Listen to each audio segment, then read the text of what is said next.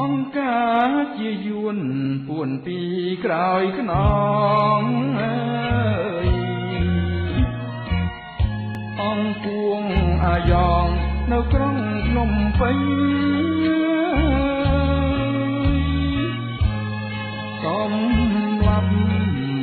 ជាតិអាយកំកើងយួនវិញគេថាចំណេញព្រមបានអំណាច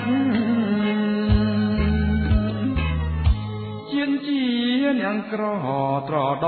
សំរង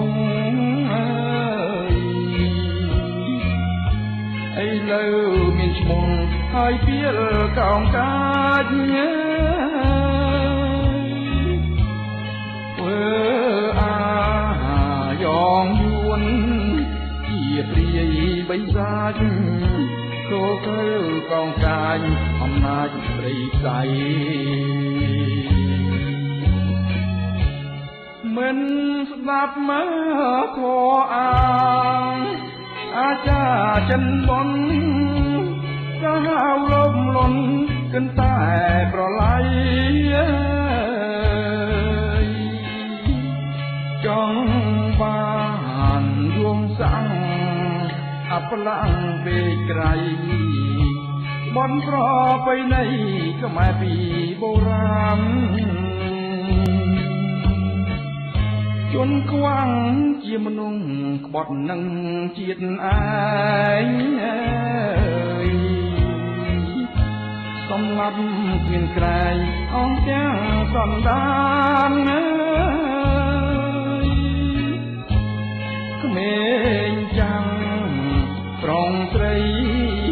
ដូរសត្វលេរឆានព្រងលើវិមានគង់ដល់ឡើយ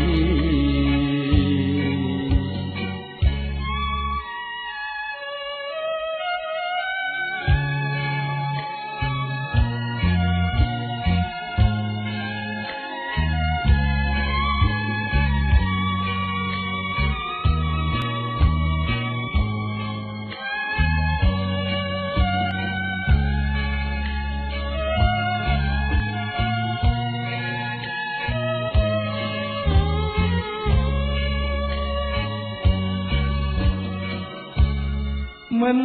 ស្ដាប់មកធေါ်អាចារ្យចិនបនសាហាវលោកលន់គិនតែប្រឡ័យចង់